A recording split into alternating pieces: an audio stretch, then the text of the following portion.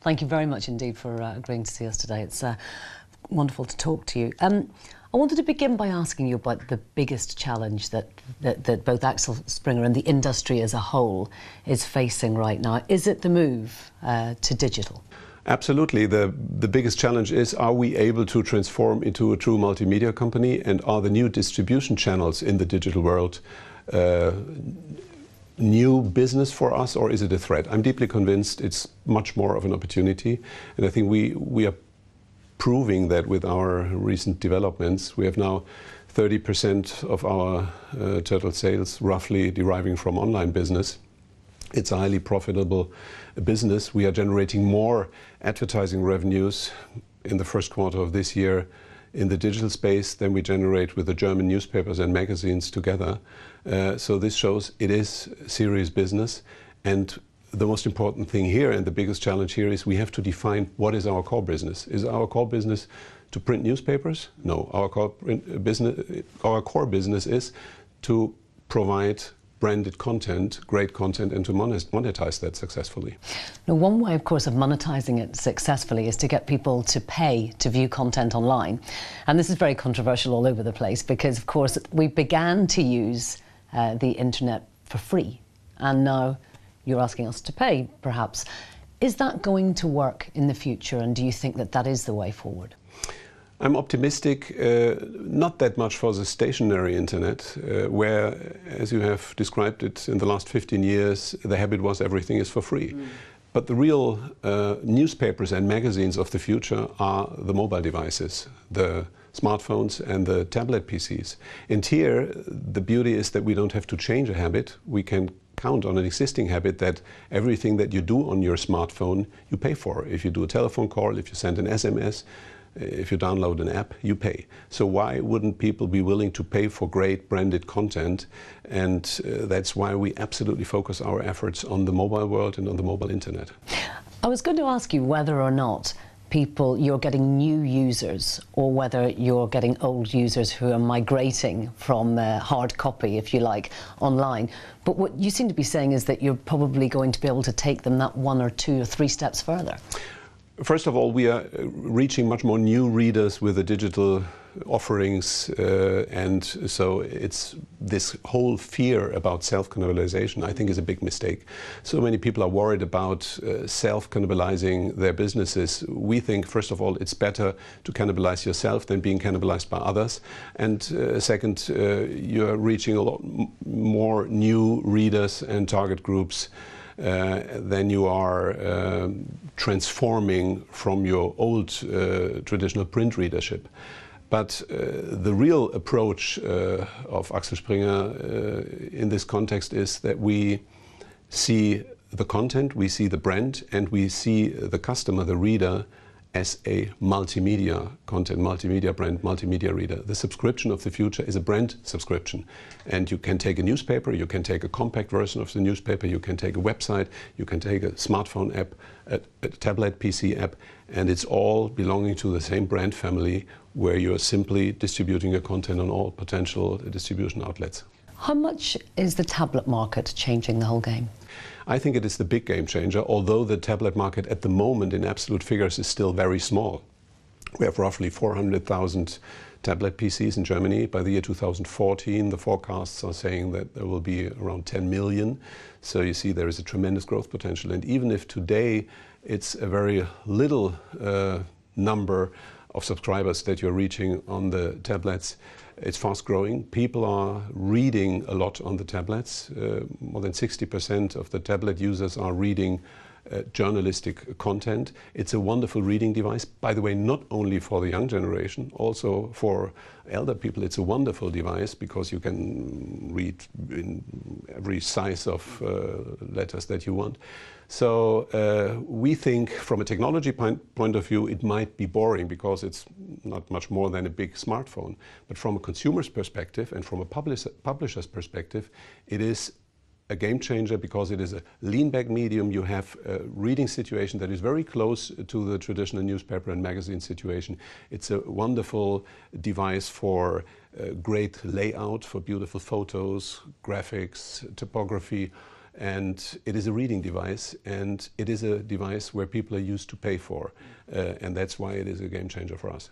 And do you foresee a day, perhaps in our lifetime, where there won't be newspapers and magazines anymore, where content will all be online? You know, I think newspapers will last longer than people think, and they still are a very profitable business. We are reaching newspaper and magazine margins of more than 20%. And that's much more than we did 10 years ago. So we're able to even grow the margins in this segment. So it's healthy, it's stable, it will last longer than people think. But of course, circulation is going to decrease. And the absolute dimension of the print business in comparison with the digital world is going to be smaller. And this is something that is not bad news for us. The decisive question is simply, do we gain more in the digital world than we are losing in the print world? This is clearly the case. That's why the whole thing is for us a winning game and a growth scenario. In 10, 15, 20 years, newspaper numbers will be smaller, but I think they will still exist. And by the way, if one day electronic paper is available, that is really a mass market device that is so flat and flexible that you can fold it, where you don't need batteries, where you have high resolution screen with beautiful quality at a very low price as a mass market device, then we would love to encourage our subscribers to go only for the digital device, for the electronic paper, and give up the printed paper at all. But that's something where we are totally agnostic. Whether that happens and when it happens, for us, it is in a way good if print lasts longer than people think, but it's also great if the electronic paper is developing faster than people think. Right. Now, you were talking about digital sales and the fact that you've said that in 7 years' time you'd like half the revenue to be digital. How do you do that? How do you go ahead with growing your business? Is it all about acquisitions?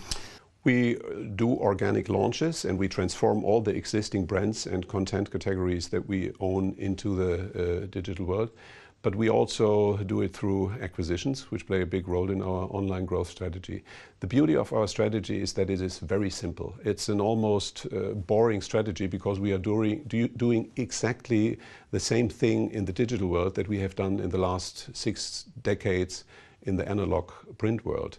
There are 3 core competencies, 3 things that we really know to do. That is create great mass market content and develop strong brands with that. Second competence is we monetize this brand and its reach to advertising clients. And third competence is we use the platforms in order to establish market-leading classified ad businesses.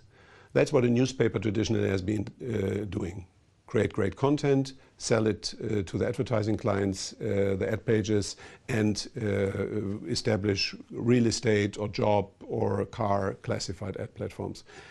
And exactly these 3 pillars define our online strategy. We are either launching or buying market-leading content portals like Au Feminin or Bild.de.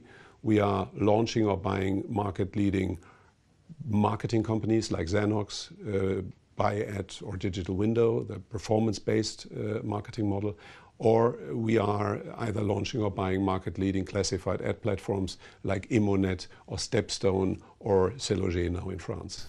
Now, you've just announced that you might do some divestments in Hungary to ensure that a merger gets approval there. Tell us a little bit more about that and whether or not Eastern Europe is a big market for you to move into. We strongly believe in Eastern Europe. We have always been present in Eastern Europe, in Poland, in Czech Republic, in Hungary. And we believe that these markets still have tremendous growth potential and a very aspirational mentality. So we decided after 1 year of talks and negotiations that the best thing that we could do is combine our strong Eastern European business with the Eastern European business of Ringier. We have now created a very strong number 1 in Eastern Europe that combines 4 or 5 market-leading mass market newspaper brands that have the potential, as with Bild in Germany, to be digitized according to the strategy that I've just described. So that's the idea about the JV. We are active and we got approval in 4 of the 5 Eastern European countries. In Hungary, we got positive feedback from the cartel authorities, but then the new government has implemented a new media law and a new media board that is discussing media concentration. And to our surprise, we got a negative feedback that they recommend not to approve the transaction. That's why we have decided to withdraw our filing, and we are now discussing how to proceed. We might make a new proposal where we might dispose or offer to dispose some of the assets in order to get approval for the joint venture, because we really believe in Hungary and in the combination of the assets. Now, you're in March, you proposed a record dividend and a stock split to attract new investors. And yet, overall, actually, your stock is down this year, although there's the DAX overall has been up. News Corp's up, Time Warner's up. How much attention do you pay to your stock price, and how are investors taking? Well, we pay a lot of attention to our share price because the share price reflects the value of the company and answers the question whether we are creating value or not. Yes, absolutely. Today, after our Q1 results, share price went up, which is a good sign. We have outperformed all peers and media indices in the 12th month of 2010. We have simply reached a very, very high level where I think such a short-term scenario where the share price remains flat is absolutely okay. But we are happy that we have attracted with our placement last year roughly 100 new institutional investors to Axel Springer. So the capital market now plays a much, much bigger role than it used to do. We have 40% free float now. There's real liquidity in the share. The share split will even push that and will increase liquidity. I think all that helps in order to reflect the true value of the company in the share price. And I think the whole transformational strategy that we have defined and now executed, it takes time to really convince people to understand the structure of the portfolio, to understand the clarity and the simplicity of the strategy, and then to perform. And I mean, we have now increased our margin in the online business to almost 13%, which is an average margin of some of the non-profitable young businesses and investments, and some more mature investments like Seloger, which has a margin of 50%. Long term, we think that the online margin will be north of 20% and can be mid to long term even be higher than the print margins. So you have the very rock solid print business on the one hand, contributing decent cash flows and high margins. And on the other hand, the fast-growing online business that is really transforming the company into this 50-50 multimedia company. And I think this fact that online is not a tiny little piece of the business, but really becoming a very important part, and again is already in the first quarter generating more advertising revenues than newspapers and magazines in Germany. These facts will help also to define multiples for this company that are not totally based on the traditional print multiples, but are somewhere in between the print multiples and the online multiples, where I think Axel Springer should be. Looking at online media assets in general, it's very difficult to price them, isn't it? We saw these valuations for Facebook and the recent purchase of Skype. What do you think of the pricing of them? It must be something that you have to look at. It's very hard to do, isn't it? Well, it is hard to do, but the most important thing is to remain very conservative if it comes to valuation. One analyst wrote about us, Axel Springer is buying new economy assets at old economy prices. That's exactly what we want and what we do. We have an average multiple of 12 times EBITDA on the year of the transaction. The highest multiple that we have ever paid for an online business was 19 times EBITDA. The lowest multiple was 5 times EBITDA. And the average, again, is 12 times. I think that's compared to other online transactions very conservative and solid, and we want to remain that. We want to keep that discipline. It makes no sense just to grow and chase trophy assets. It really needs to be based on reasonable valuations. And even if it's a super sexy, fast-growing online business, we remain conservative here. Just one question before we go. It's a bigger picture question. We've seen Bild talking a lot about the bailouts and really sort of expressing a lot of Germans' views that they don't particularly want to be paying all this money, the lion's share of the bailouts. What are your concerns about the Eurozone going forward and indeed the sovereign debt crisis from a German point of view? Well, of course, Germany is the major beneficiary of the euro, so we should do a lot in order to keep the euro alive and being a successful currency. At the same time, there are limits, and we should also keep some macroeconomic principles and convictions. And just bailouts, one after the other, are not the right instrument. Does that mean Greece should go? Bild was the first newspaper that was simply, in a very blunt way, telling unpleasant news about Greece and asking very unpleasant questions. From today's perspective, almost everything that they have